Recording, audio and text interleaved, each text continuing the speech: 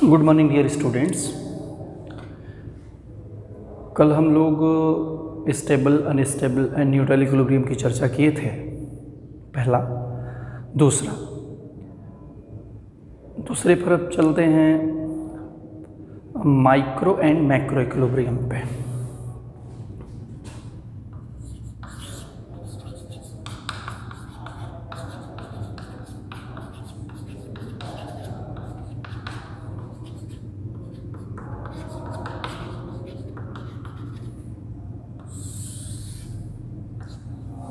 इसकी हिंदी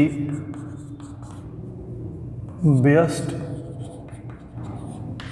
और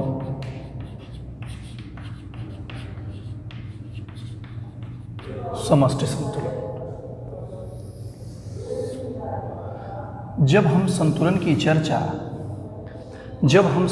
चर्चा व्यक्तिगत इकाइयों के समूह में करते हैं तो उसे हम माइक्रो इक्विलिब्रियम के नाम से जानते हैं, जबकि अगर हम एग्रीगेट सेंस में उसकी चर्चा करते हैं तो उसे हम मैक्रो इक्विलिब्रियम कहते हैं। माइक्रो इक्विलिब्रियम को सबसे बेहतर तरीके से आप माइक्रो इकोनॉमिक्स में देख सकते हैं और मैक्रो इक्विलिब्रियम को आप मैक्रो इकोनॉमिक्स में मैक्रो इक्विलिब्रियम को देख सकते हैं। कहा जाता है कि जो मार्शलियन अप्रोच है वो मार्जिनल इक्विलिब्रियम को, ये पार्शियल इक्विलिब्रियम को शो करता है। मैं पार्शियल इक्विलिब्रियम की तरफ मूव कर रहा हूँ। Simple demand and supply,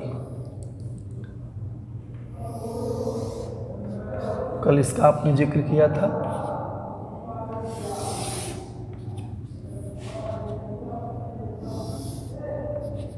price और ये क्वांटिटी।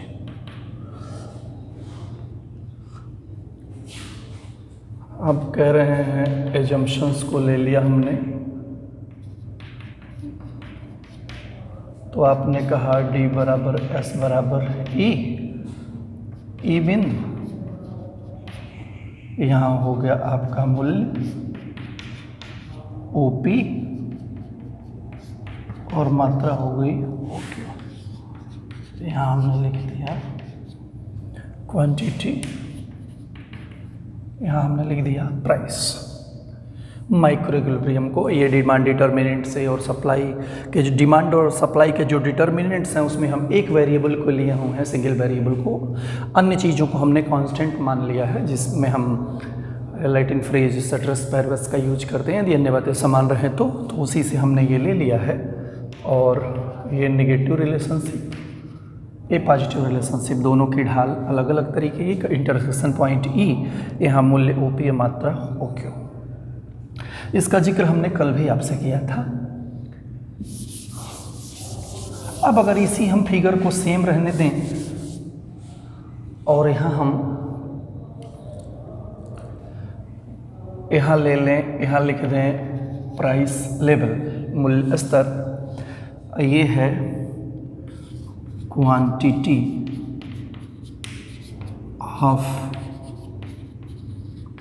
ऑल गुड्स, सभी वस्तुओं के मात्रा को हम यहाँ ले लें। इसको हम एग्रीगेट डिमांड कर दें, इसको एग्रीगेट सप्लाई कर दें, इसको हम हटा दे रहे हैं। सेम ये फिगर अगर हम यहाँ समस्त मांग समस्त पूर्ति ले लें तो आपने कह दिया AD बराबर AS बराबर E पॉइंट, यहाँ मूल्य स्तर हो गया OP और मात्रा हो गई आपकी OQ। हमने कहा कि यदि हम समग्र इकाइयों के संदर्भ में हम चर्चा करें तो मैक्रो इक्विलिब्रियम का वो एक एग्जाम्पल है। आप जब भी अपना नोट्स बनाएंगे तो उसमें एक एक डिफिनीशन आप अपनी किताब से देख करके इसे लिख लीजिएगा यहाँ और इसका फिगर बना लीजिएगा। मैं ज़्यादातर फिगर को समझाने की कोशिश कर रहा हूँ। सबका सारे टाइप्स में एक डिफिनीशन, एक इसका फिगर। आपका ये नोटेशन ज़्यादा इम्पॉर्टेंट है क्योंकि इसको एक्सप्लेन कर रहे हैं आप इस तरीके से। इक्विलिब्रियम का पॉइंट कौन सा है, मूल्य स्तर कितना है और मात्रा कितना है।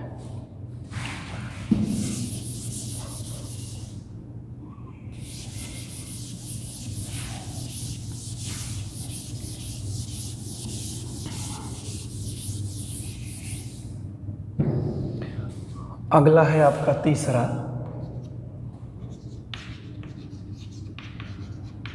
Short run and long run equilibrium.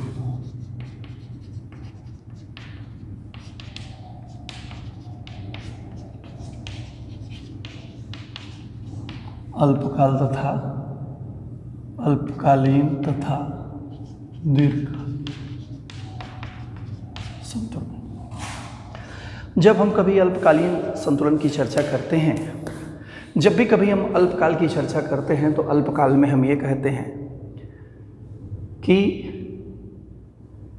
यदि उत्पादन के हम किसी एक साधन को ले लें, अन्य साधनों को स्थिर रखें, तो उसे हम अल्पकालीन, जैसे हम थोड़ा सा इसको ऐसे देख सकते हैं कि जैसे ये प्रोडक्शन का फंक्शन है, labour capital land and entrepreneur, production के डिटर्मिनेंट, यानी अगर हम लेबर कैपिटल को ले लें, इनको हम अगर कांस्टेंट माने, तो अगर हम ये दो वेरिएबल का एक फंक्शन लें और इसको हमने लिख दिया एल और के, एल केवल लेबर का फंक्शन कैपिटल कांस्टेंट, केवल कैपिटल का फंक्शन लेबर कांस्टेंट, तो इसे कहते हैं शॉर्ट रन प्रोडक्शन फंक्शन। और अगर हम दोनों वेरिएबल को लेते हैं तो इससे हम जो पढ़ते हैं, जिसे हम लॉन्ग रन प्रोडक्शन फंक्शन कह रहे हैं, इससे हम पढ़ते हैं लॉ ऑफ वेरिएबल प्रोपोर्शन, और इससे पढ़ते हैं रिटर्न्स टू स्केल। तो यदि हम उत्पादन के एक साधन को लेकर चलते हैं, अन्य को स्थिर मान लेते हैं, तो उसे हम अल्पकालीन संतुलन, इसके थ्रू हम अल्पकालीन संतुलन को दिखा सकते हैं, और दोनों को लेकर चलें दीर्घकालीन संतुलन को हम दिखा सकते हैं। अल्पकाल का सीधा मतलब ये होता है कि एक ही वेरिएबल को लेकर के हम एनालिसिस करते हैं, अन्य जो वेरिएबल्स होते हैं उनको हम स्थिर मान लेते हैं। अब हम यहाँ इसको समझाने के लिए हम अगर मार्केट को ले लें, मार्केट मीन्स कोई भी market, perfect competition, monopoly, monopolistic competition, तो हम इसमें अगर हम कह दें कि हम अल्पकाल को समझाने के लिए परफेक्ट कंपटीशन मार्केट को ले रहे हैं, तो इसमें अगर हम कह दें कि इक्विलिब्रियम ऑफ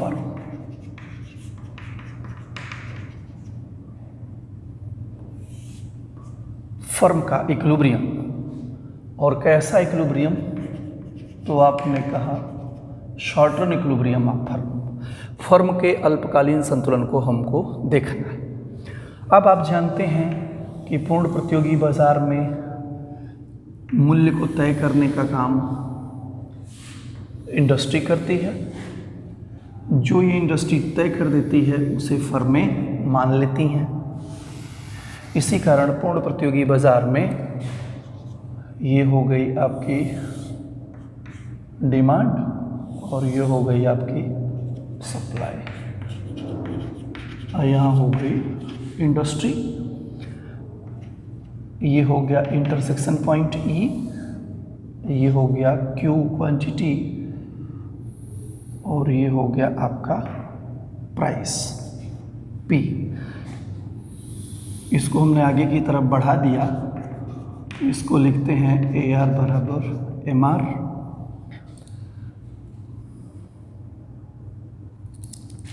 चूँकि मामला यह शॉर्ट रन का है, शॉर्ट रन में फर्म की तीन तरीके से, फर्म की स्थितियों को हम तीन तरीके से दिखा सकते हैं। मीन्स फर्म को एब नॉर्मल प्रॉफिट भी मिल सकता है, जिसे हम सुपर नॉर्मल प्रॉफिट भी कहते हैं।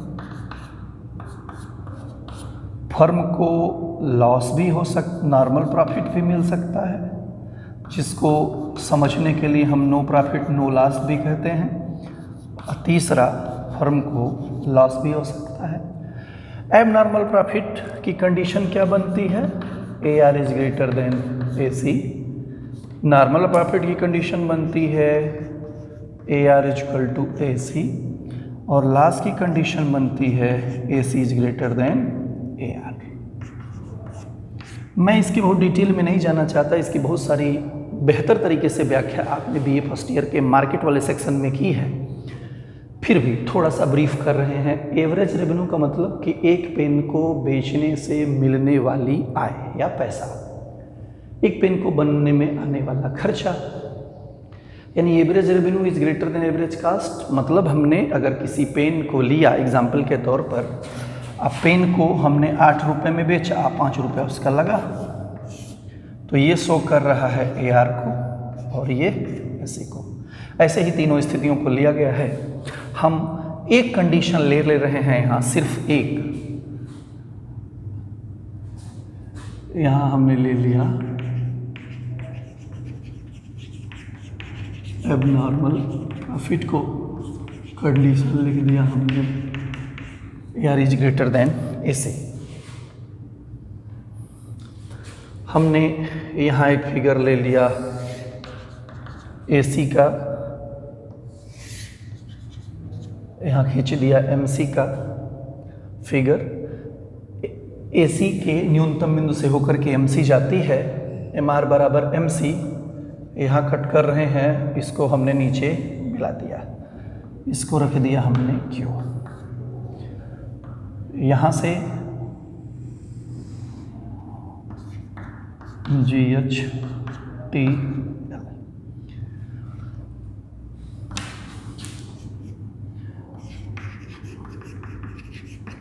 आउटपुट,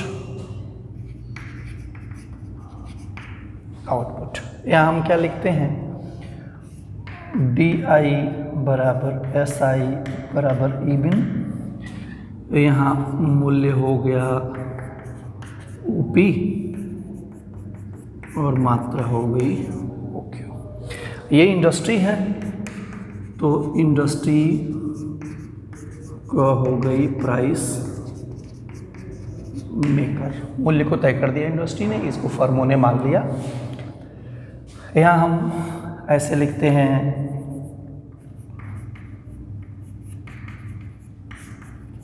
संतुलन की शर्त MR बराबर MC बराबर एल्विन। यहाँ शॉर्ट में लिख दे रहे हैं, चाहे छोड़िए, पर यूनिट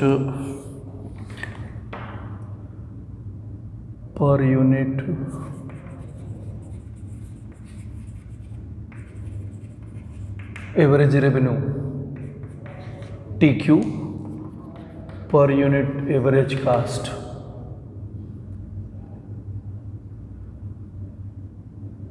LQ। गलती बोल दिया था, LQ। ये हो गया TQ।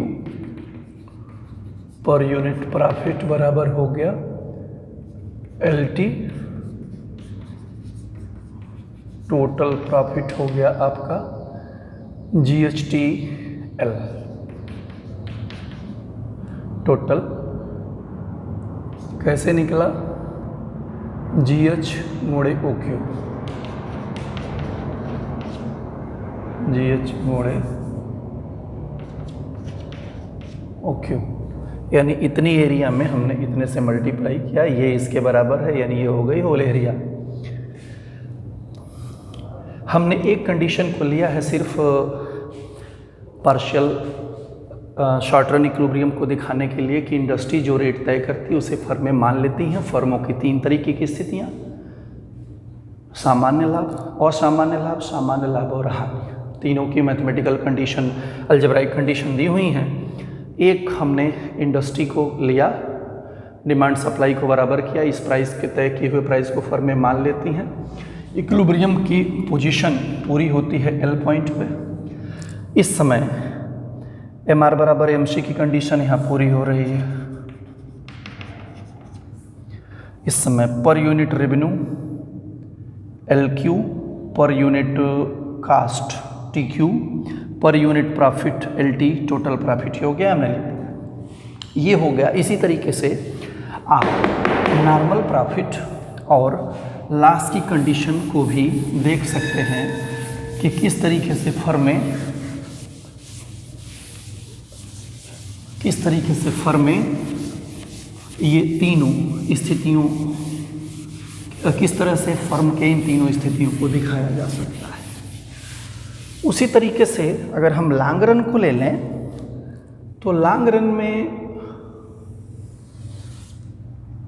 फिगर का एक पार्ट हमने वैसे ही रख दिया है।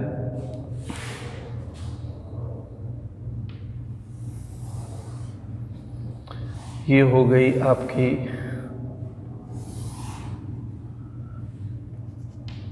SI डी, इंडस्ट्री की डिमांड, इंडस्ट्री की सप्लाई।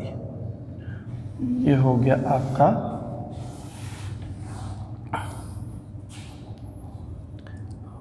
ये हो गया AR बराबर MR, ये हो गया आपका आउटपुट प्राइस।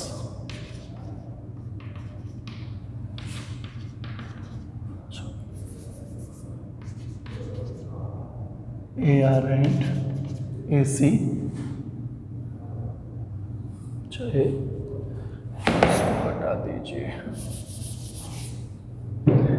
यहाँ वाले लिख लीजिए।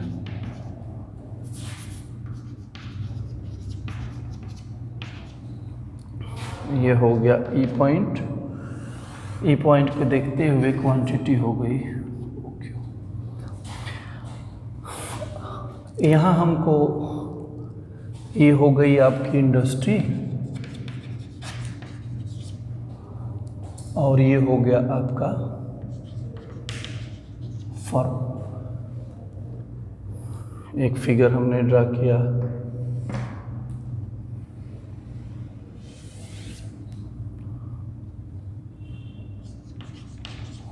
LSC LMC।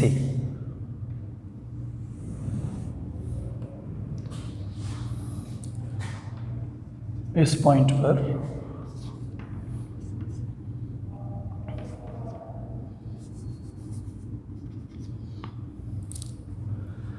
हमने अभी आपसे कहा कि DI बराबर SI बराबर ई पॉइंट, तो यहाँ हो गई OP और क्वांटिटी हो गई OQ।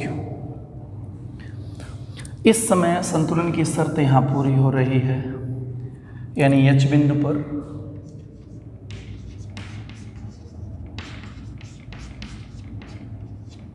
तो H बिंदु पर संतुलन की शर्त क्या होगी? AR बराबर MR बराबर LAC बराबर LMC, AR बराबर MR बराबर LAC बराबर LMC बराबर P। ये कंडीशन बन गई इक्विलिब्रियम की। और इस समय आप देख रहे हैं फर्म को नॉर्मल प्रॉफिट हो रहा है। मैं यहाँ लिख नहीं रहा हूँ, बस इतना कह दे रहा हूँ कि जैसे इसको एक्सप्लेन ऐसे कर दे रहे हैं कि per unit revenue HM, per unit cost HM, per unit profit, चूँकि पर यूनिट रेवेन्यू और पर यूनिट कास्ट बराबर है, इसलिए यहाँ फर्म को नॉर्मल प्रॉफिट की स्थिति मिल रही है। क्या ऐसे ही होता है या इसमें कुछ और भी स्थितियाँ दिखाई देती हैं? तो हमको समझ में आता है कि शॉर्ट रन में फर्म की जो 3 स्थितियाँ हैं उसमें से फर्म लॉस भी बियर कर सकती है, नॉर्मल प्रॉफिट भी अर्न कर सकती है और सुपर नॉर्मल प्रॉफिट भी अर्न कर सकती है, जिसको एबनॉर्मल प्रॉफिट भी आप कहते हैं। तो बहुत सारी ऐसी फर्में होती हैं जो लाभ कमा रही होती हैं, लेकिन फ्री एंट्री और एग्जिट चूँकि इसमें इसके तमाम इसके एजम्पशंस हैं, जिससे नई फर्मों की संख्या बढ़ती है और धीरे धीरे आकर के उनके बीच में इस तरीके का एडजस्टमेंट होता है कि नॉर्मल प्रॉफिट की तरफ मूव कर जाते हैं। ये आपके लॉन्ग रन इक्विलिब्रियम का एग्जाम्पल है। इसे आप BA फर्स्ट ईयर के माइक्रो वाले पेपर से आप इसे बना सकते हैं।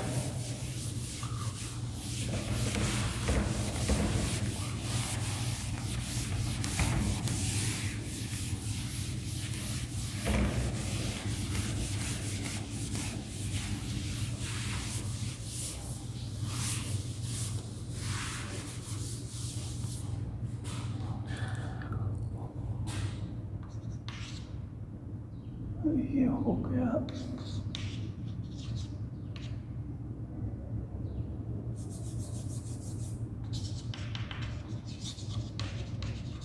सिंगल लाइन मल्टीपल इक्विलिब्रियम,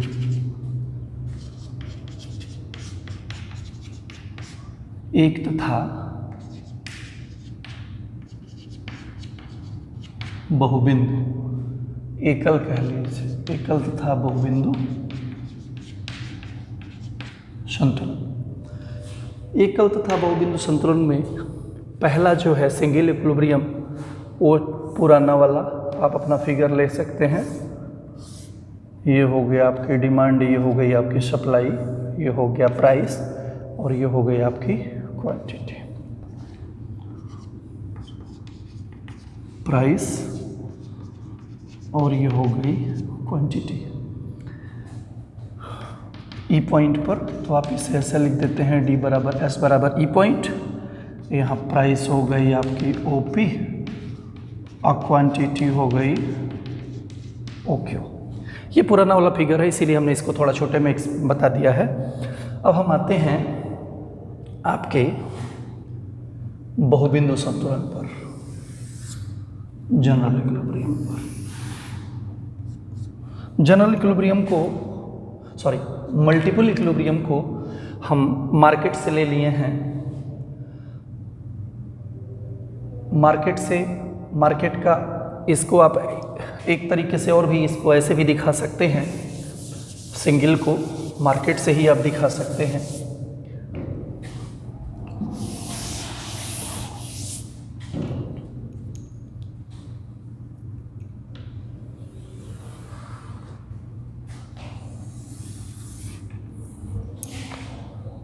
ये हो गया आपका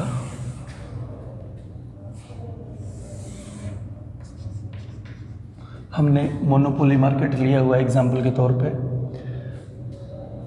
मोनोपोली मार्केट सिंगल इक्विलिब्रियम के लिए AR का जस्ट हाफ MR, ये हो गई आपकी AC और ये हो गई आपकी MC। हमने यहाँ सिर्फ एक चीज़ लिख लिया,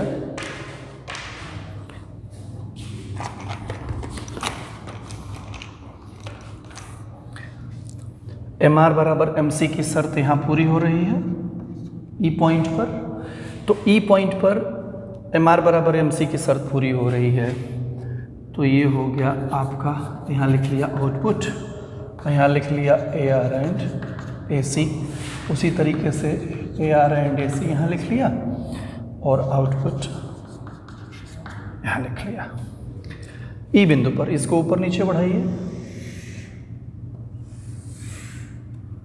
तो ये हो गया Q, AC से यहाँ मिला दिया, इसको यहाँ मिला दिया, MNTH। सेम ऐसे ही इसे एक्सप्लेन करेंगे। इसे एक्सप्लेन हम यहाँ कर दे रहे हैं। इक्विलिब्रियम कंडीशन MR बराबर MC बराबर E बिंदु, यहाँ पर यूनिट और रेवेन्यू H से लेके Q तक,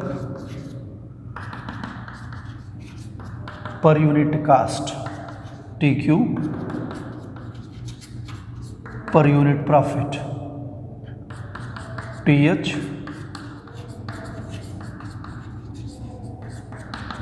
टोटल प्रॉफिट MNTH की होल एरिया, और ये हो गई क्वांटिटी OQ। मीन्स हमने यहाँ मोनोपोली मार्केट के एग्जाम्पल के तौर पर लिया है। कंडीशन क्या है? सुपर नॉर्मल प्रॉफिट, यानी AR is greater then AC, यानी कि ये हो गया सुपर नॉर्मल प्रॉफिट। इसको दिखाया है हमने, AR खींचा average revenue demand curve, AR का जस्ट हाफ MR कर्व, एक AC खींचा, MC खींचा, AC के मिनिमम पॉइंट से MC जाती है, संतुलन की शर्त E पॉइंट पर हो गया, E पॉइंट पर हो गया MR बराबर MC, जो कि आपके संतुलन की शर्त है, नेसेसरी कंडीशन है। यहाँ से हमने इसको ऊपर नीचे मिला करके देखा कि टोटल प्रॉफिट आपका ये एरिया है। यहाँ संतुलन एक बिंदु पर हो रहा है जो हमको दिखाना है सिंगल इक्विलिब्रियम एक बिंदु पर। लेकिन ऐसे ही अगर हम मल्टीपल इक्विलिब्रियम को ले लें तो हम यहाँ से एक कर्व खींच दे रहे हैं, AR कर्व। इसमें एक बात और ध्यान रहे, इस फिगर में ये सुपर नॉर्मल प्रॉफिट का है, ऐसे ही नॉर्मल प्रॉफिट भी हो सकता है, लॉस भी हो सकता है। एक पॉइंट पर सिर्फ हमको इक्विलिब्रियम दिखाना है, आप जो चाहे दिखा सकते हैं। AR का जस्ट हाफ हमने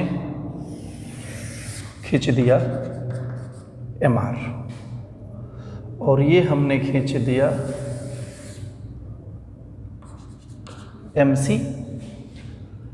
MR एक MC का कर्व खींचा, MR बराबर MC, एक तो यहाँ पूरी हुई E1 पर, और एक MR बराबर MC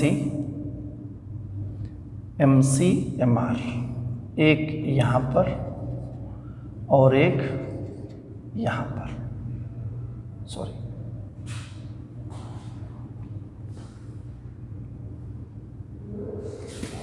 MR बराबर MC की जो कंडीशन है वो एक दूसरी यहाँ पर,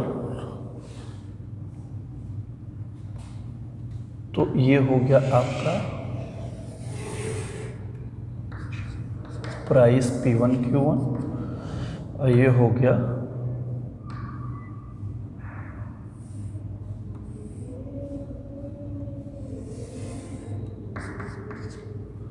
P2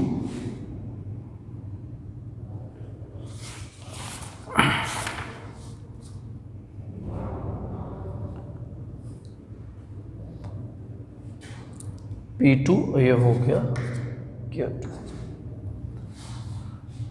हमको यहाँ दो संतुलन के बिंदु मिल रहे हैं जहाँ पर MR बराबर MC की कंडीशन पूरी हो रही है, लेकिन नेसेसरी और सफिशिएंट दोनों नीचे से। ये हो गया, ये थोड़ा सा सुधार किया हमने खींचते समय।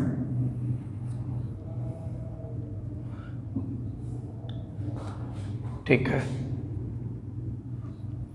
एक कंडीशन यहाँ, एक कंडीशन यहाँ, दोनों शर्तें पूरी होती हैं, लेकिन इस पर नेसेसरी तो पूरी होती है बट सफिशिएंट पूरी नहीं होती, जिसके कारण हम इसे इक्विलिब्रियम का पॉइंट नहीं कह सकते।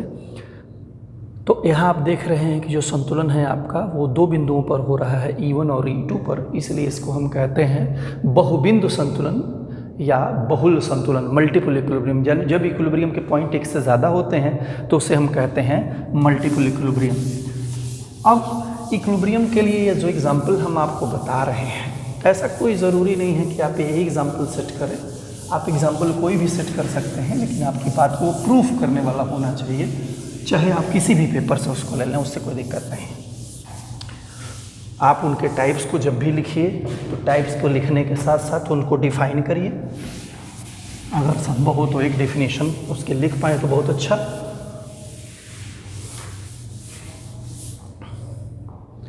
अगला जो आपके इक्विलिब्रियम का टाइप है वो है पार्शियल इक्विलिब्रियम।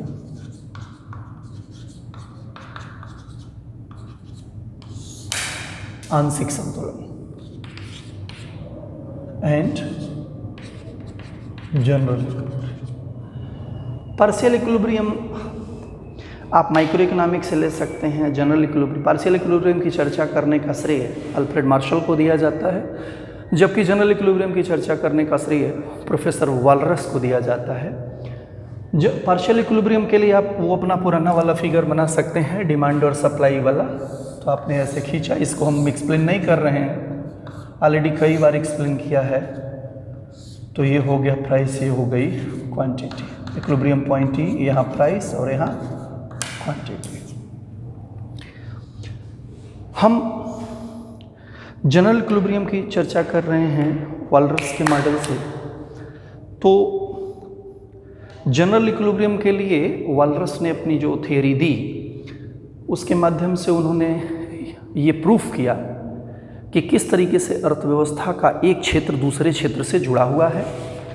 साथ ही साथ उनके बीच में किस प्रकार से इंटरडिपेंडेंसीज पाई जाती हैं। पर जनरल इक्विलिब्रियम के जो मॉडल है वो मैथमेटिकल है और साथ साथ कॉम्प्लिकेटेड भी है। मार्शल वालरस के इस अप्रोच का सबसे बड़ा फ़ायदा ये दिखता है हमको कि किस तरीके से इसके माध्यम से हम ये देखने की कोशिश करते हैं कि कैसे कैसे एक क्षेत्र दूसरे से जुड़ा हुआ है, इनके बीच में इंटरडिपेंडेंसीज पाई जाती हैं। डिफरेंट सेक्टर में इंटरडिपेंडेंसीज को लेकर के आप ऑलरेडी एक मॉडल पढ़ चुके हैं जिसको इनपुट आउटपुट टेबल के नाम से आप जानते हैं, जिसको लियोनटीफ ने दिया था। इनपुट आउटपुट टेबल की चर्चा, इनपुट आउटपुट मॉडल की चर्चा आपने MA फर्स्ट ईयर के एडवांस माइक्रो इकोनॉमिक्स के पेपर में की है, आपको सर ने पढ़ाया होगा, तो आप वहाँ से भी देख सकते हैं कि किस तरीके से एक क्षेत्र दूसरे से जुड़ा हुआ है। उसी प्रकार से जनरल इक्विलिब्रियम अप्रोच से हमको ये समझ में आता है कि पॉलिसी मेकर्स के लिए इसका किस तरीके का अपना कंट्रीब्यूशन है। साथ ही साथ इकोनोमेट्रिक्स के माध्यम से तमाम सारे क्षेत्रों के बीच में इंटरडिपेंडेंसीज को कैलकुलेट किया जा सकता है। मैंने अभी इनपुट आउटपुट मॉडल का जिक्र किया, तो इनपुट आउटपुट टेबल के संबंध में बहुत सारे सॉफ्टवेयर के पैकेजेस आते हैं जिनके माध्यम से हम किसी भी देश के बड़े बड़े टेबल्स को कंस्ट्रक्ट कर सकते हैं। वो कंस्ट्रक्शन कैसे होता है हम उसका बहुत यहाँ जिक्र नहीं करेंगे, लेकिन आप उसको देखे हुए हैं। आप याद रखिएगा कि किस तरीके से इंटरडिपेंडेंसीज को हम मानते हैं कि वे निर्भर हैं। वालरस का ये बहुत प्रमुख योगदान है जनरल इक्विलिब्रियम के फील्ड में। अब जनरल इक्विलिब्रियम को प्रूफ करने के लिए हम यहाँ एक एग्जाम्पल ले सकते हैं किन्सियन फ्रेमवर्क से।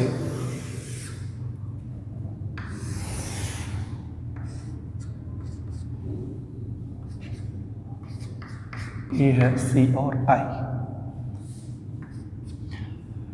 अभी जो फिगर मैं बनाने जा रहा हूँ, जैसे मैं पहुँचूँगा determination of national income in 2 sector model, तो 2 सेक्टर मॉडल में किन्स ने ये प्रूफ किया कि किस तरीके से इकोनॉमी में नेशनल इनकम का लेवल निर्धारित होता है 2 कंपोनेंट के द्वारा, कंजम्पशन और इन्वेस्टमेंट, ऑटोनमस इन्वेस्टमेंट के द्वारा।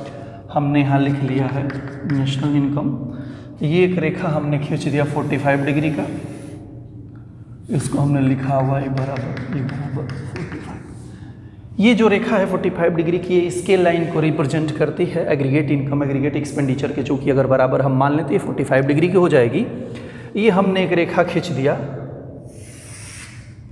C प्लस I का, और यहाँ खींच दिया C plus I plus delta I का। ये इक्विलिब्रियम इनकम Y1, ये हो गया आपका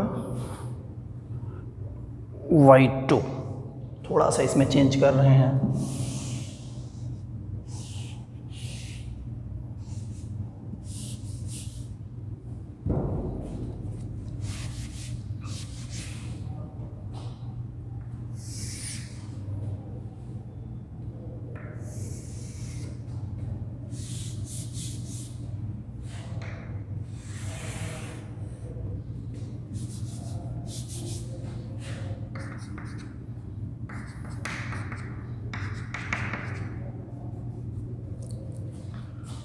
ये हो गया C plus I plus delta I। थोड़ा सा इसको एक्सप्लेन करते हैं। कंजम्पशन का function A plus BY, consumption के जो डिटर्मिनेंट हैं, इनकम है, एसेट है, तमाम सारे वेरिएबल्स। हम केवल इनकम को एक इम्पॉर्टेंट फैक्टर मान के चलें कि C is the function of Y। तो किन्स ने कहा कि अगर उपभोग को हम आय का फलन मान लें तो आय के शून्य होने की दशा में उपभोग क्या शून्य होता है? तो किन्स कहते हैं नहीं, अगर आय शून्य होती है तो भी उपभोग शून्य नहीं होता है। इसको प्रूफ करने के लिए उन्होंने अपने कंजम्पशन फंक्शन को इस प्रकार लिखा। आपने जब BA2 में पढ़ा होगा तो C बराबर आपने नोटेशन यूज़ किया होगा C0 प्लस CY। हम यहाँ मैक्रो पढ़ाते समय ये नोटेशन यूज करेंगे, C equal to A plus B Y, meaning सब कुछ सेम है। ये मिनिमम कंजम्पशन या auto interpret term, BMPC, Y income.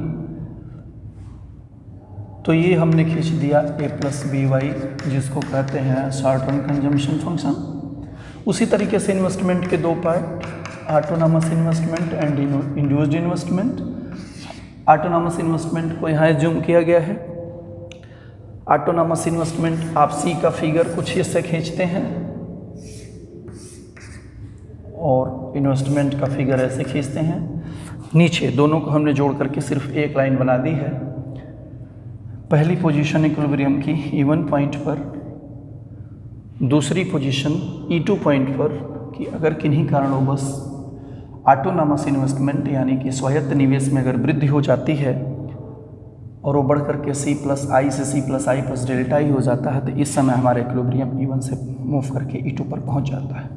यहाँ मल्टीप्लायर भी काम कर रहा है कि K इंटू डेल्टा आई बराबर डेल्टा वाई, ये काम कर रहा है आपके नेशनल इनकम का लेवल, यानी आपके इन्वेस्टमेंट में इतना इंक्रीमेंट होने पर आपका ये यहाँ से यहाँ तक बढ़ा हुआ है, इसको भी प्रूफ कर रहा है।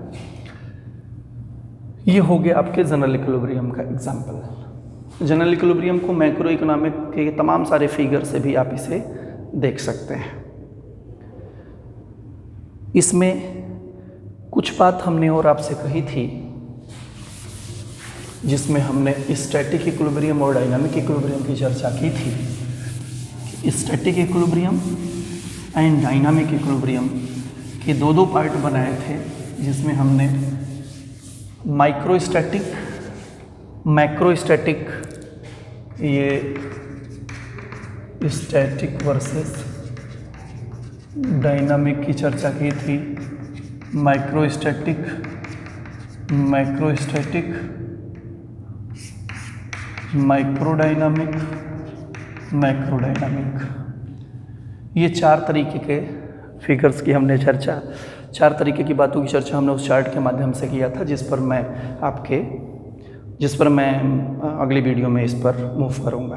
Thank you.